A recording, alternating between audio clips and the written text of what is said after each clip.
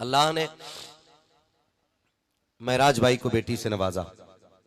यकीन करें, बड़े बड़े नारों से, बड़े बड़े नजरानों, लिफाफों से भी इतनी खुशी नहीं होती है जब कोई बेटी के आने पे इतनी खुशी करता है, तो जितनी खुशी उसकी खुशी पे हुआ करती है। ये कड़वी सच्चाई है। बेटियां कल भी मारी जाती थी, बेटियां आज भी मारी जाती हैं। फर्क इतना है, कल पैदा होने से पहले नहीं, बाद में मारी जाती थी, और जवान होने से पहले मार दी जाती थी। आज पैदा होने से पहले मार दी जाती हैं और जवान होने के बाद भी मारी जाती हैं। गौर करने वाली बात, बहुत गौर से मेरी एक एक बात सुनिएगा। जरूरी नहीं है मैं 2 घंटे गुफ्तगू करूं। तूफान नूह लाने से आखिर क्या फायदा, एक अश्क ही बहुत है अगर कुछ असर करे। खुदा करे आज महराज भाई की इस महफिल के सदक़े में किसी बेटी को आज के बाद इज्जत मिलना शुरू हो जाए। ये कोशिश रहेगी अल्लाह आज की महफिल के सदक़े में हर बेटी को इज्जतें अता फरमा। बहुत गौर से मेरी बात सुनिएगा।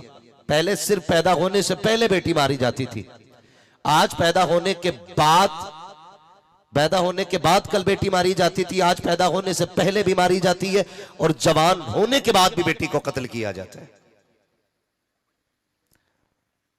मैं पूछना चाहता हूं, यह तब्दीली कैसी? आप तारीख पढ़ डालिए। पैगंबर इस्लाम सल्लल्लाहु तआला अलैहि वसल्लम ने जब मक्के की सरजमीन पे कदम रखा तो हर सितम बेटियों पे था। औरत नाम को जीने तक का अधिकार नहीं था। मैं तो बेटियों से भी बार बार एक बात कहता हूं, जब कभी सर से दुपट्टा सरकने लगे ना, तो फिर आमिना के लाल के एहसान को याद कर लेना। कभी बिना दुपट्टे के तेरा भी जी चाह के किसी मेले में जाने को, तो अली की ज़ैनब का पर्दा याद करना। अगर तेरा भी मन चाहे कि दुनिया तमाशे कर रही है, तो मैं भी आके फैशन के लेवल पे आके अपने जिस्म की, अपने हुस्न की नुमाइश करूं, तो फिर मुस्तफा की फातिमा की जिंदगी याद कर लेना। आज दिल दुखता है यार, दिल दुखता है। आज सोशल मीडिया ने हमारी कौम का बेड़ा गर्क करके रख दिया, बेड़ा गर्क करके रख दिया। नाम फातिमा है और रील्स उसकी देखो सोशल मीडिया पे भरी हुई है। नाम ज़ैनब है, सोशल मीडिया पे इज्जत की नीलामी हो रही है। टके टकों के लिए हमारी कौम की बेटियों ने दुपट्टे उतार दिए। बाप भी कहता मेरी बेटी के 3 लाख फॉलोवर है, मेरी बेटी के 70,000 फॉलोवर है, मेरी बेटी को आधा हिंदुस्तान जानता है। आग लगे ऐसे फॉलोवरों को जो सिर्फ जानने के लिए और सिर्फ हुस्न के मतवाले होते हैं, जो सिर्फ तेरी बेटी की इज्जत के लुटेरे होते हैं। क्या करोगे इन फॉलोवरों का जो मरने के बाद काम ना आ सके? अगर फॉलोवर बनाना है तो रब के फरिश्तों को फॉलोवर बनाओ, रब के चाहने वालों को फॉलोवर बनाओ। दावे के साथ कहता हूं, अगर तेरी लाश इन फॉलोवरों के बीच में 5 लाख नहीं 5 करोड़ के बीच में होगी, कोई तुझे हाथ लगाने नहीं आएगा। लोग तेरे जिस्म से डरेंगे। क्या कि अच्छा हो तू कनीज़े फातिमा ज़हरा बन जा और तेरा जनाजा चलेगा। खुदा की कसम, वली भी बढ़ के कांधे देंगे, उलमा बढ़ के कांधे देंगे। लोग पूछेंगे ये किसका जनाजा है? कोई कहेगा प्रधान की बेटी का जनाजा है, कोई कहेगा ठेकेदार की बेटी का जनाजा है, लेकिन फरिश्ते कहेंगे चुप हो जाओ, तुम नहीं जानते हो ये कनीज़े फातिमा ज़हरा का जनाजा जा रहा। नारे तकबीर, नारे रिसालत, अज़मते बेटी कॉन्फ्रेंस, मसलके आला हज़रत हज़रत हज़रत अल्लामा मुफ्ती हम्माद रिया साहब किबला किबला जिंदाबाद जिंदाबाद जिंदाबाद। मेरी कौम की बेटियों, जिंदाबाद जिंदाबाद। उम्र जिंदगी कट जानी है, डॉलर के सहारे भी कटनी है और रब की रहमत के सहारे भी कटनी है। जिंदगी तो कटनी ही है। ओ भाई, जी वो भी रखे गए जिनके हाथ पैर नहीं है, जी वो भी रखे गए जो जहाजों में उड़ रहे हैं, लेकिन किसी की कब्र में तुमने सोने की चादर बिछती नहीं देखी होगी। सबको मिट्टी में लेटना है, सबको मिट्टी में लेटना है। गैरत आती है। ये रील्स के ऊपर, सोशल मीडिया के ऊपर नाचने वाली कौन? हमारी बेटियां। आज सारे रो रहे ना, सारे रो रहे, इर्तिदाद इर्तिदाद इर्तिदाद। मौलवियों ने बेड़ा गर्क कर दिया, कोई असर इनकी तकरीरों में नहीं हो रहा है, ये रोक नहीं पा रहे। कहीं मुझे बता तो सही, रब ने तुझको तेरे घर का जिम्मेदार बनाया था, मुझे बता तो सकी तूने अपने घर का कितना ख्याल किया। काश तूने शरीयत मुस्तफा को फॉलो किया होता तो आज तू किसी का मोहताज नहीं होता। अपनी बर्बादी का जिम्मेदार दूसरों को ना ठहराया करो। और मैं आपको बता दो, ये तो सभी ने जाना है कि जिसके घर में बेटी हो जाती है वो जन्नत का अल्लाह ताला उसको परवाना अता फरमा देता है। लेकिन खाली 3 बेटियों का निकाह कर देना कि जन्नती होने के लिए काफी नहीं है, उससे पहले 3 काम जरूरी है। आप जानिए तो सही 3 काम कौन से जरूरी है। जब अल्लाह बेटी दे तो उसका नाम वो रखो जो रब को भी पसंद हो, मदीने वाले मुस्तफा को भी पसंद हो। जब वो नाम रख चुको उसके बाद उसको ऐसी तरबियत दो, वो तालीम दो जो तालीम अल्लाह और उसके रसूल के करीब कर दे। अब तुम मुझे बताओ तो सही, तुम्हारे घर के अंदर बेटी पैदा होती है, मौलाना जरा बताओ बेटी आई है, क्या नाम रखा जाए? तो मौलवी ने तो यूं पढ़ा था ना,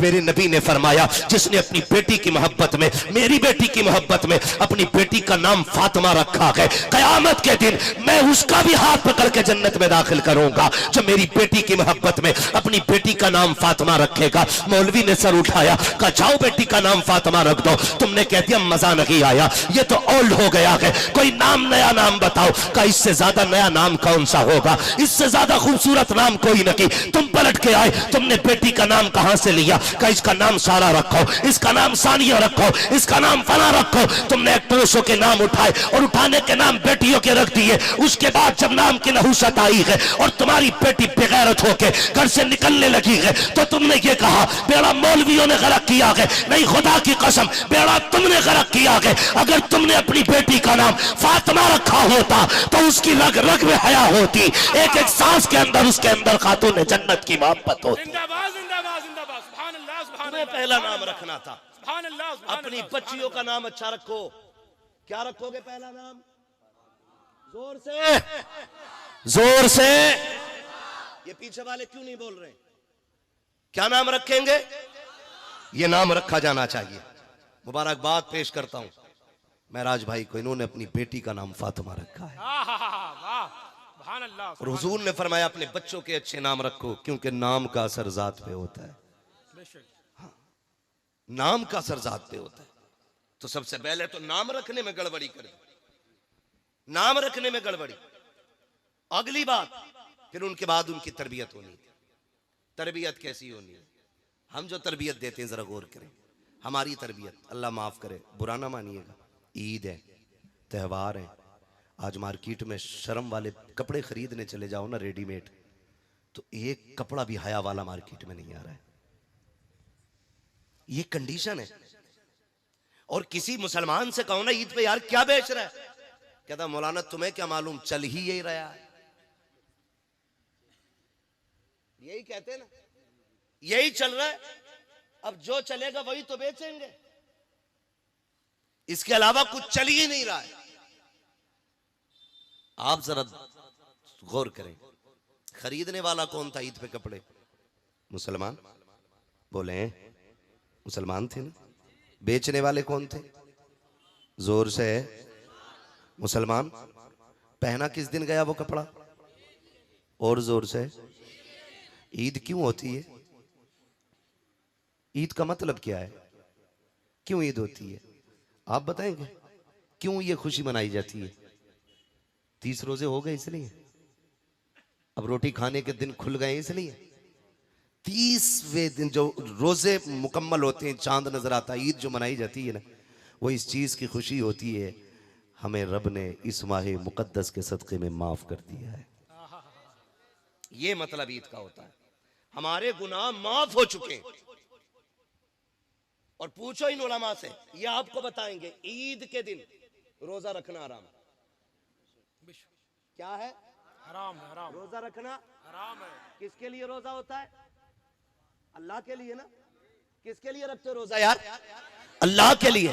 लेकिन ईद के दिन रोजा रखना, सारे बोले मैं कुछ बताना चाहता हूं, ईद के दिन रोजा रखना। और जोर से। क्यों? क्योंकि उस दिन हम अल्लाह के मेहमान होते, उस दिन हम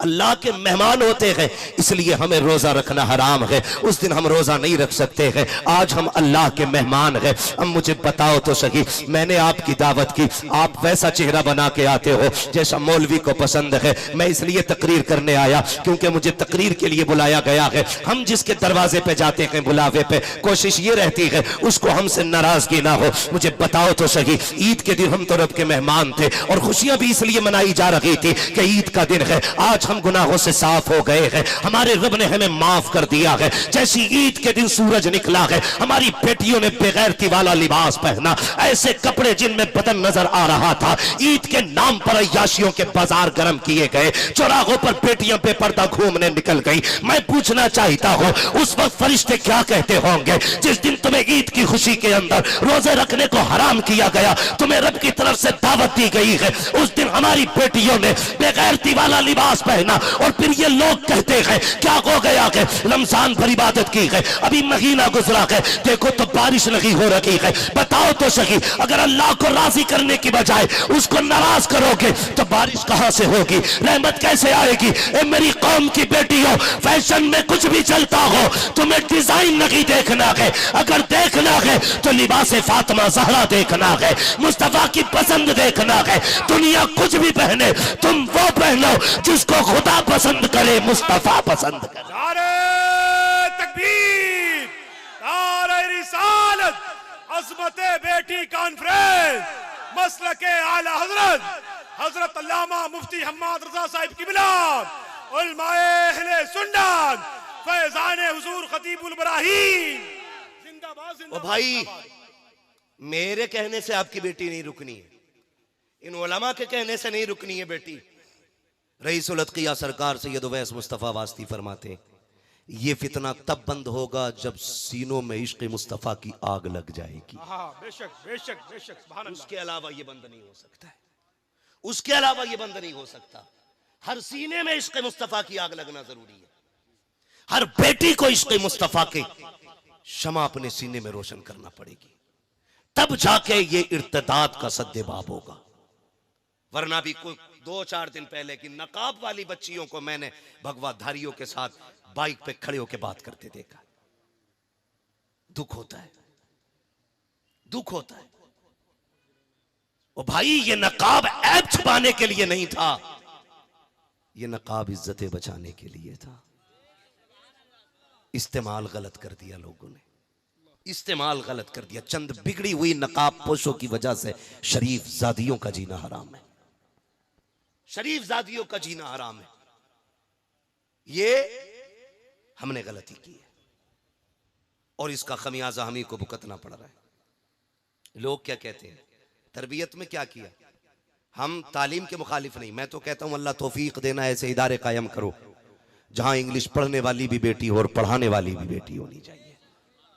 मैं किसी जबान का मुखालिफ नहीं, मैं नहीं मुखालिफ हिंदी इंग्लिश किसी भी जबान का, मगर मैं चाहता हूं तालीम तरीके से होनी चाहिए, तरीके से होनी चाहिए। बताओ, कोई भी इतना बेगैरत भाई होगा जो अपने बहन की इज्जत लुटती हुई देखे और चुप रहे? मैं तो नहीं मानता। गरीब से गरीब भी अपनी बहन बेटी की इज्जत से प्यार करता है। बोलो, करता है क्या नहीं? हर बंदा बहन बेटी की इज्जत को प्यार करता है। कोई नहीं चाहता मेरी बहन बेटी की इज्जत जाए। तो क्या हम इतना नहीं कर सकते थे? अपनी बच्चियों को एक इंग्लिश मीडियम ऐसा स्कूल दे देते कि जिसमें पढ़ने वाली भी कनीज़े फातिमा हो और पढ़ाने वाली भी कनीज़े फातिमा हो। बुरा ना मानिएगा, कह रहा बहुत अच्छी बात है, मेरी लड़की MBBS कर रही है, अल्लाह तौफीक दे वो खूब आगे जाए, लेकिन अल्लाह उसकी इज्जत की हिफाजत फरमाए। हम ये दुआ दे सकते हैं, लेकिन हालात नहीं है, ये बचनी नहीं है इज्जत। हम जानते हैं कंडीशन क्या है। तुम्हें तो दाना डाल के पर्दे से बाहर निकाला जा रहा है, चारा डाल के तुम्हें बाहर निकाला जा रहा है। किसी ने कहा इस्लाम ने बेटियों को कैद कर दिया है, तरह तरह की बातें की। देखो सारी औरतों को देखो, कितना फ्रीडम, कितनी आजादी उनके पास है, बिना नकाब के जैसे चाहती है घूमती है। लेकिन इस्लाम ने अपने चाहने वालियों को ऐसा बंद करके रख दिया है, गर्मी में घुटती रहती है नकाब में, चोरों की तरह रहना पड़ता है। तुम नहीं जानते हो, खुदा की कसम सुनो तो सही, कैद और होती है, हिफाजत और हुआ करती है। कैद अलग होती है, हिफाजत अलग होती है। बहुत गौर से मेरी बात सुनिएगा, ये जो नकाब दिया गया था, ये बच्ची को कैद में नहीं डाला गया है, बच्ची को महबूस नहीं किया गया है। लेकिन सुनो तो सही, इसको नकाब किस लिए दिया गया था? आज बेटियां नकाब के खिलाफ रोड पे आ गई। कई लोगों ने कहा, बड़े अक्लमंद लोगों ने जो पढ़े लिखे अपने आप को कहलाते थे, कहने लगे मौलवी पर्दा तो दिल का होता है, जिस्म से क्या लेना देना। जब दिल साफ नहीं होगा तो औरतों के वजूद कैसे साफ रह जाएंगे? हम जब बात करते हैं हया की तो लोग कहते हैं मौलवी खराब होते हैं। जरा कान खोल के मेरी बात सुनिएगा प्यारे, तुम ये कहते हो पर्दा दिल का होता है, कई बाप तो ये कहते हैं नहीं नहीं हमारी बेटी गुनाह नहीं करेगी, हमारी बेटी गलत नहीं हो सकती है। मैंने उससे वादा किया है, उसने मुझसे वादा किया है, वो कभी बाप की इज्जत पे आंच नहीं आने देगी। इतनी बड़ी बड़ी बातें करने के बाद लोग कहते हैं मुझे अपनी बेटी पे एतमाद है। मैं पूछना चाहता हूं, तुझे अपनी बेटी पे ज्यादा एतमाद है या मेरे नबी को फातिमा पे ज्यादा एतमाद था? तू मुझे बता तो सही, तुझे अपनी बीवी पे ज्यादा एतमाद है या मेरे नबी को हजरत आयशा पे ज्यादा एतमाद है? मुझे बताओ तो सही। खुदा की कसम बात एतमाद की नहीं है, बात शरीयत मुस्तफा की है, बात तहफ्फुज की है। रब ने जो दिल दिया है ना, ये धड़का करता है और ये इसके अंदर ये खासियत है, ये किसी न किसी की मोहब्बत चाहता है। या तो इसको बाप की मोहब्बत दे दो, या माँ की मोहब्बत दे दो, या भाई की मोहब्बत दे दो, या बगन की मोहब्बत दे दो। जब ये मोहब्बतें नहीं मिलती है तब जाके किसी आवारा मोहब्बत को तलाश करता है और फिर घर के घर उजड़ जाया करते हैं,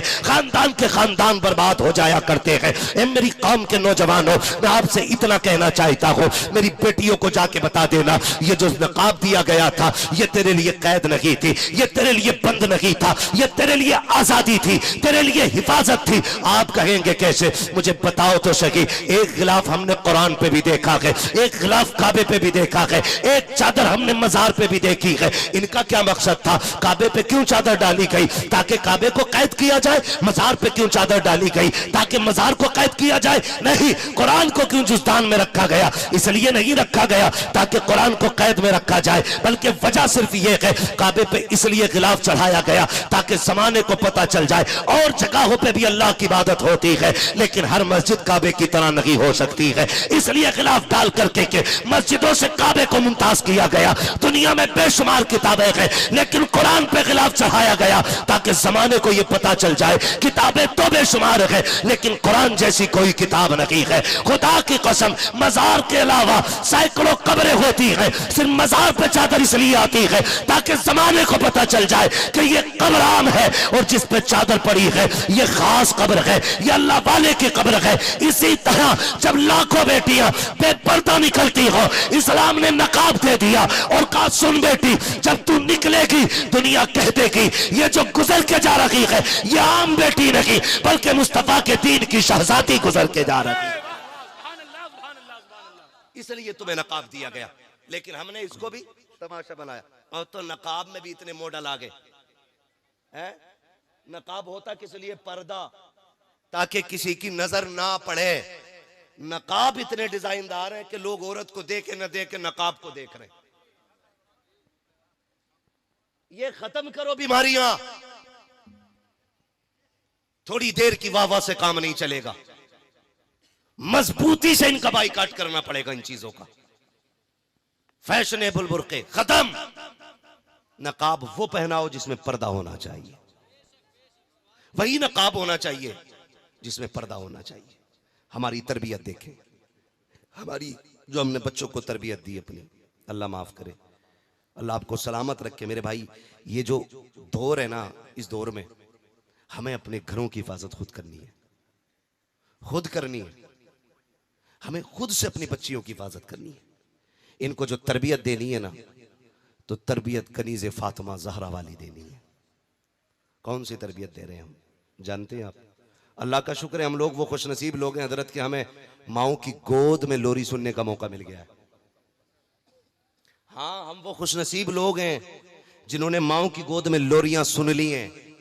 अब के बच्चों को माओ की गोद में लोरियां नसीब नहीं हो रही हैं। बुरा ना मानना, ये कड़वी सच्चाई। आज जरा सा बच्चा रो दे, अम्मा गोद में लेती नहीं, निकाला खटाक से दे दिया बजा के, अपना आप लग गई गीबत में। बच्चा रो रहा है, टुनटुना लगाया दे दिया। बहुत छोटा बच्चा तो वो यही सोच रहा है ये क्या आ गया हाथ में। थोड़ा समझदार है तो वो ये सोच रहा है इसमें आवाज कैसे आ रही है। और ज्यादा समझदार है तो कह रहा है ये बना कैसे। मतलब सारे उसी में ही लगे और अपना आप काय में लगी है। बताओ तुम्हारी सास कैसी है, अब तो न लड़ती है। तुम्हारी खाला ने जो वो गाली दी थी वो बात फाइनल हो गई। ऐसा लगता है जैसे देश यही चला रही है। मैं मां बापों से गुजारिश करूंगा, गोद बच्चों का ये अपना जाती हक है। इन बच्चों को गोद का हक दो, वरना याद रखना आज तुम बचपन में इन्हें सीने से नहीं लगाओगे, कल जब तुम बूढ़े होगे ये तुम्हें सीने से नहीं लगाएंगे। गलत कर रहे हो तुम। और ये सिर्फ बच्चों के साथ नहीं, आप अपने साथ भी गलत कर रहे हैं। आपके साथ बुरा हो रहा है इसलिए कि जब आप बूढ़े हो जाएंगे तो फिर ये आपको मोबाइल थमा के चले जाएंगे। और हो रहा है अब भी। जो बुढ़ा ज्यादा बोलता है ना तो उसका लल्ला मोबाइल लाके दे दे, लो इसे चलाओ। अब्बा से टेंशन फ्री, महीने में एक बार रिचार्ज करना अब्बा का। हाँ, और अब्बा को ऐसा बिजी किया, जिस उम्र में तस्बीह होनी चाहिए थी, जिस उम्र में सजदे और मुसल्ला होना चाहिए था, उस उम्र में अब्बा कह रहा रख दे रोटी बाद में खाऊंगा, पहले ये सीरियल पूरा हो जाए। आज तक कुरान के लिए अब्बा नहीं लड़ा कि बेटे चश्मा बनवा के ला दे, लेकिन जिस दिन से लल्ला ने मोबाइल दिया ना, धुंधला हो जाना, धुंधला कह रहा दूसरा ला, इसमें साफ नहीं दिख रही फोटो। अरे जवानियां तो बर्बाद थी ही थी, औलाद ने बुढ़ापे बर्बाद कर दिए। मां बाप के बुढ़ापे बर्बाद कर दिए, टाइम नहीं कट रहा, मोबाइल दे दिया लाके उठा के, लो पढ़ो, लो इसको देखो, कोई काम नहीं है यार। ओ भाई, एक बात कही जाती है, एक पैर छिलके पे दूसरा पैर कब्र में। अब तो मान जाओ, कहावत है कि नहीं? एक पैर केले के छिलके पे दूसरा पैर कब्र में, यानी कि अब आप कब्र के करीब हो गए। अब तो लौट आओ रब की बारगाह में। लेकिन अब तो बूढ़े भी मस्जिद में दिखाई नहीं देते, क्योंकि ये जो है ना पाबंदी से सीरियल देख रहा है, पाबंदी से सीरियल देख रहा है। और हमारे घरों को जो आग लगी है ना इन सीरियलों से लगी है।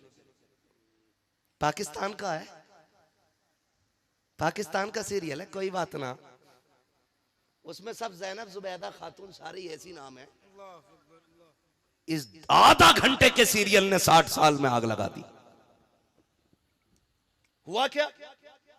अब तो कपड़े भी, ये कौन सा पाकिस्तानी सूट है, ये कौन सा है, ये जापानी सूट है। ओ भाई, सारे अपने बन रहे यूपी में कपड़े, हमारे यहां की बिरादरी कपड़े तैयार कर रही है, लेकिन छाप के हो गए पाकिस्तानी। क्यों? कि फला सीरियल में ये सूट चला, अब वही चलेगा मार्केट में। जो फला सीरियल में चला वही मार्केट में चलेगा। तुम्हें क्या लगता है ये जो 3 घंटे का सीरियल होता है, ये जो आपकी रियल लाइफ होती है, ये आपकी रियल लाइफ के लिए पूरा सबक बन सकती है? खुदा की कसम, जिन लोगों ने इसको अपनाया है उनके घरों में आग लगती जा रही है।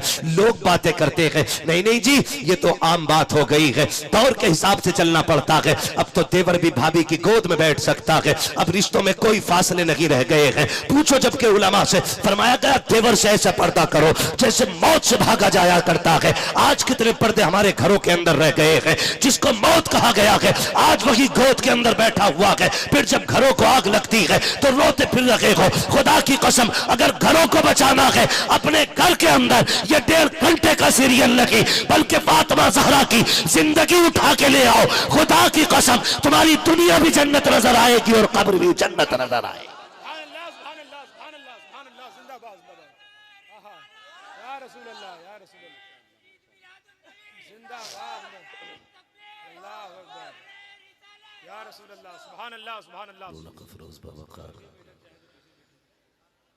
लाइक़ सदे ज़ो तकरीम उलमाए अहले सुन्नत, जुमला हुफ़ाज़ व क़ुर्रा, महफ़िल पाक में तशरीफ़ फरमा, मोहतरम बुज़ुर्गों, नौजवान साथियों, अज़ीज़ बच्चों, इस्लामी रिश्ते की इफ़्फ़त में आप पर्दा नशीन माँ और बहनों, जुमला सामईन व सामियात, अस्सलामु अलैकुम व रहमतुल्लाहि व बरकातुहू।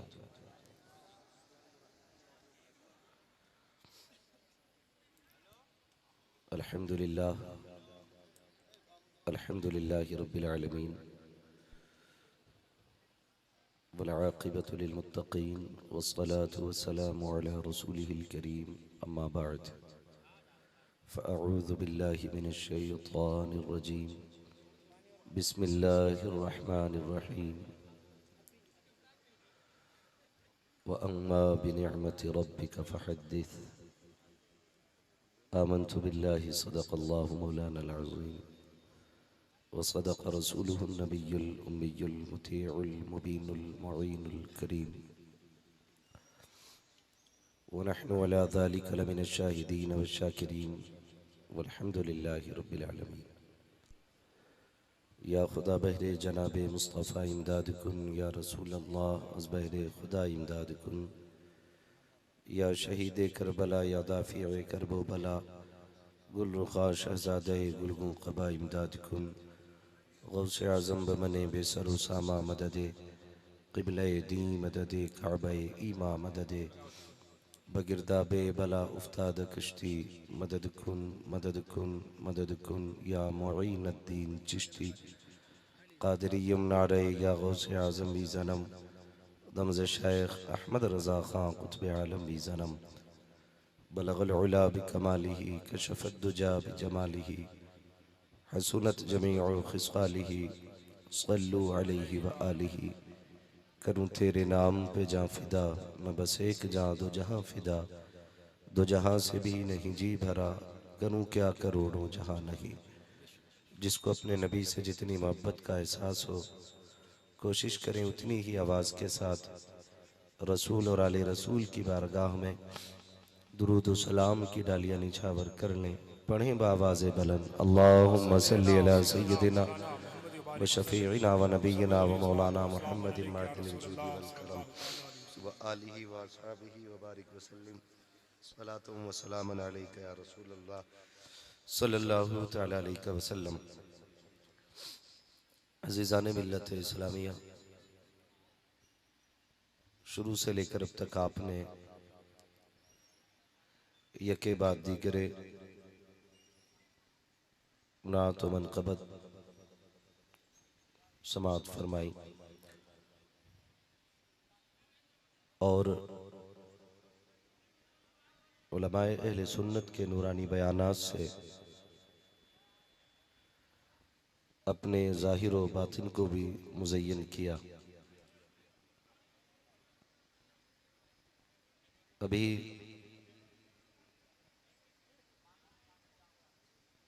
आपने बड़े ही खूबसूरत लबो लहजे में भाई ज़ाकिर इस्माइली साहिब क़िबला को समात फरमाया।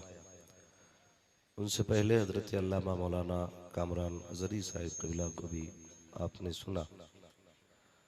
थोड़ी देर के लिए मैं भी हाजिर खिदमत हूँ। आपसे बस इतनी सी गुजारिश मेरी रहेगी, जितनी देर भी सुने मोहब्बतों के साथ सुने। आपको अगर कोई बात अच्छी लग जाए तो आप सुभान अल्लाह कह सकते हैं, और अगर कोई बात आपको कड़वी लग जाए तो वो वापस हमें दे सकते हैं। मेरी कोशिश ये भी रहती है कि मैं उतनी देर गुफ्तगू करूं जितनी देर आप सुन सकें। शबीने की तरह जरूरी नहीं है कि मैं 30 पारे पढ़ के ही रुकूं,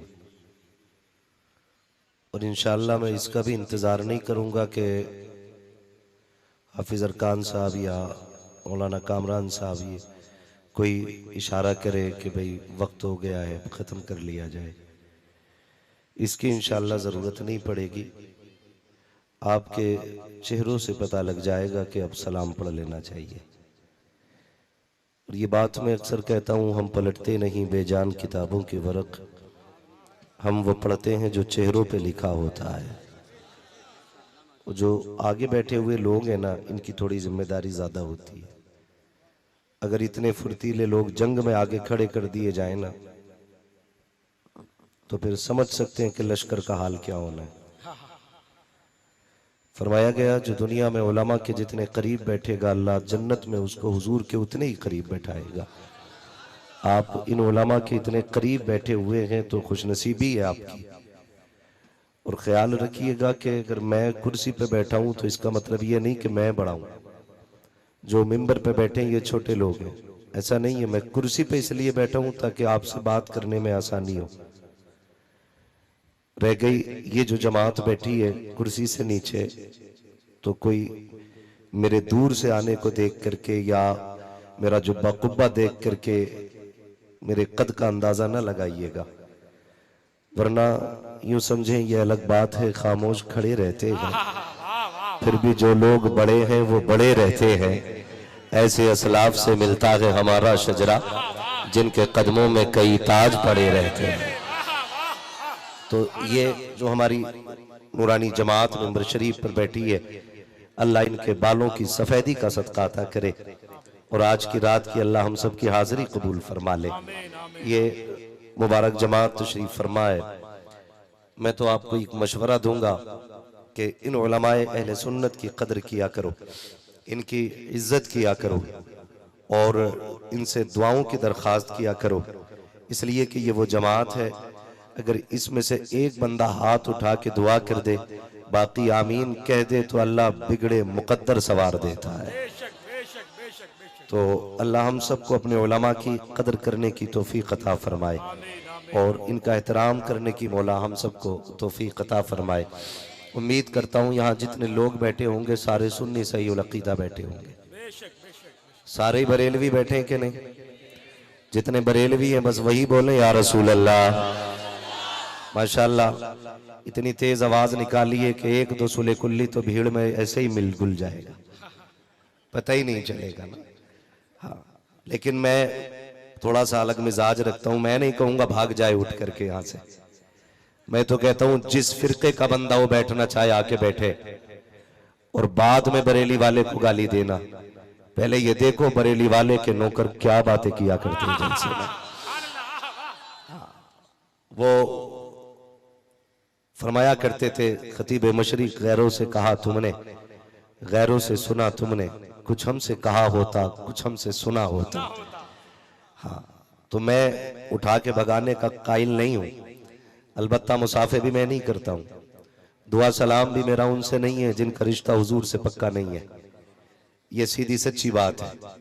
लेकिन अगर कोई बंदा बैठा है तो बैठे आकर के। हमारा अपना अकीदा यह है कि ये हुजूर की महफिल है, अगर इसमें कोई सुले कुल्ली भी आके बैठेगा, इसकी बरकत से इंशाअल्लाह जब सलाम होगा ना तो वो भी यही कहता हुआ जाएगा, मैं मुजरिम हूँ आका मुझे साथ ले लो, कि रस्ते में है जा बजा थाने वाले। अल्लाह सलामत रखे हमारे भाई महराज साहब को, कि अल्लाह ने करम फरमाया, बेटी से नवाजा। आज उन्होंने इतनी बड़ी महफिल सजाई है, रब चाहेगा तो उनकी बेटी की महफिल में खातून जन्नत के बाबा की भी तशरीफ आवरी होगी, अगर वो चाहेंगे तो।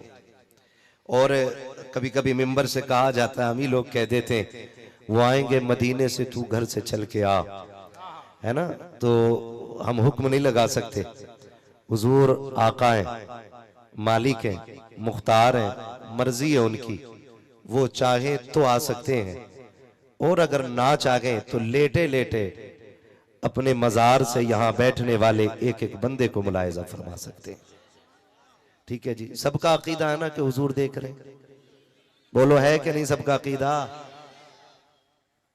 देखिए मैं बताऊं, ये हजारों हजार का इतना बड़ा सैलाब है, लेकिन इसमें अक्सर लोगों ने सर हिलाए हैं। ऐसे जो बैठे वो अल्लाह का शुक्र अदा करें कि कुर्सियां मिल गई हैं, और जो खड़े हैं वो सब्र करें और इस बात पे शुक्र अदा करें, अल्लाह ने इतनी मजबूत टांगे दी है कि ये बैठ के सुनने, हम खड़े होके हुजूर की बातें सुन रहे हैं।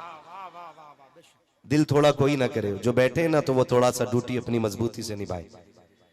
हाँ, वरना अगर आप थक गए हो तो फिर आप हट सकते हैं, जो खड़े हैं वो बैठ सकते हैं। क्या रहा है, आप ताजा दम है कि थक गए आप लोग? तैयार हैं सारे लोग? तो मैंने एक बात कही थी कि सर नहीं हिलाना है, जबान से बात करनी है, सर नहीं हिलाना है। जो बात अच्छी लगे सुभान अल्लाह कहना है, यस और नो पे यस और नो कहना, हाँ ना कहना है, बस इतना करना है। आपसे कोई अंगूठे लेकर के जमीन लेने में नहीं आया हूं, आपके मकान पे कब्जा करने में नहीं आया हूं। जिम्मेदारियां जितनी थी जलसे की उठा ली भाई महराज साहब ने, कोशिशें जितनी करनी थी कामरान नजरी साहब कर चुके, हमारे अरकान साहब हजरत, ये तमाम तर उलमा इकराम ने अपनी अपनी जिम्मेदारियां उठा ली है। अल्लाह का शुक्र अदा करते हैं कि आज की रात महबूब की बातें करने के लिए